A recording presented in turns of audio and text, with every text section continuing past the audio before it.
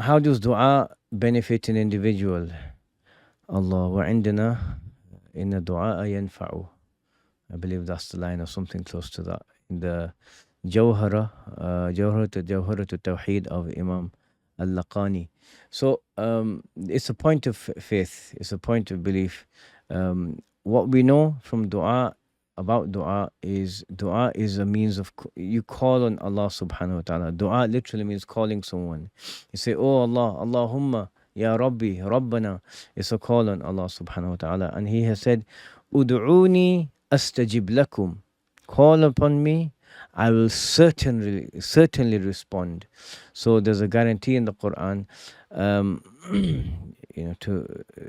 to get a response for your dua. But the hadith contextualizes this, that the person's income has to be halal, the food and clothing that he's been, he has, he's eaten, that he's wearing has to be halal.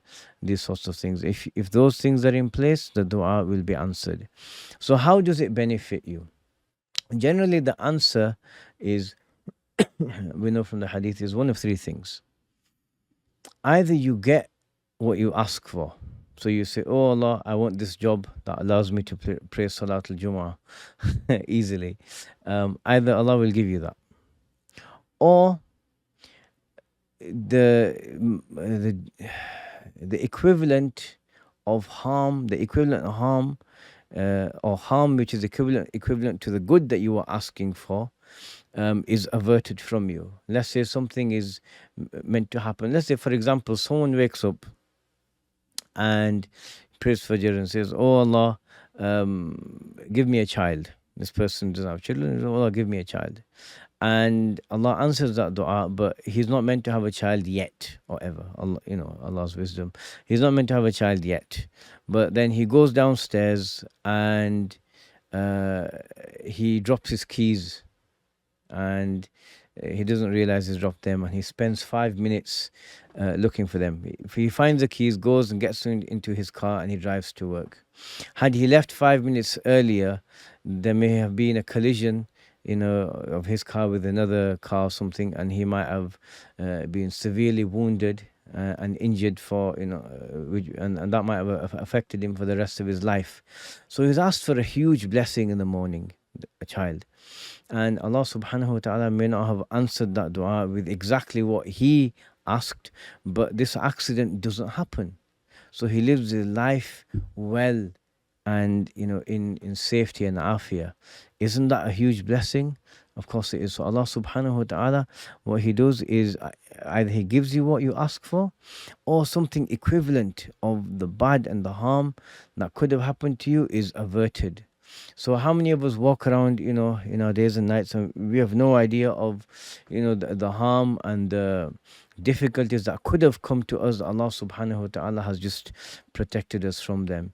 Just because we say, for example, the dua of the Prophet and the dua that's in the Quran, Allahumma ربنا آتنا في الدنيا حسنة وفي الآخرة حسنة وقنا عذاب النار. Our dear Lord, give us great good in the dunya, in this life, and great good in the next life, and protect us from the punishment of the hellfire.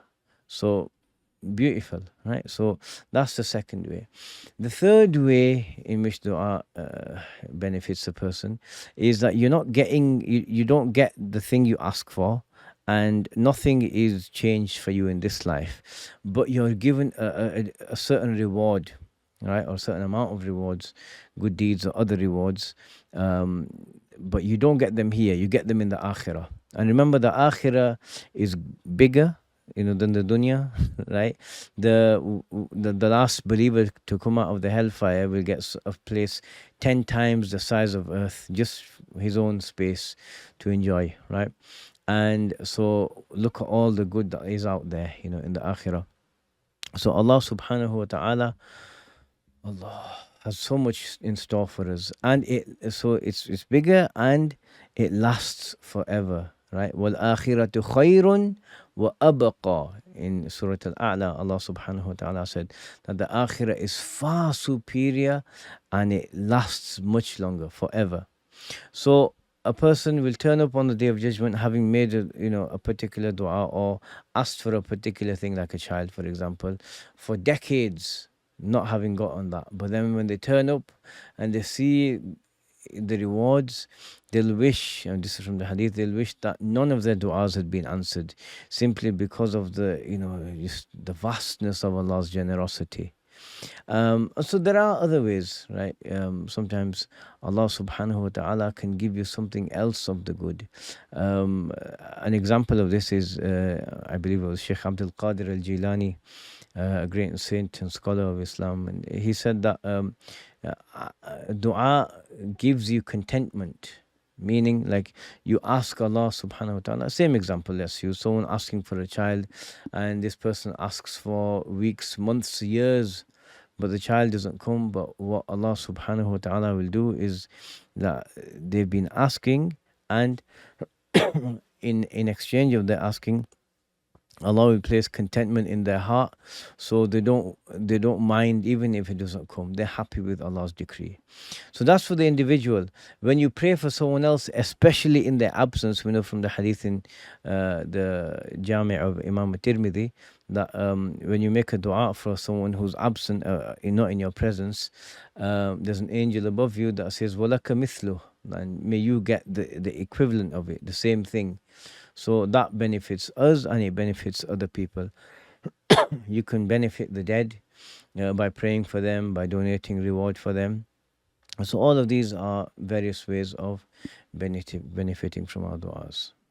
لا إله إلا الله محمد رسول الله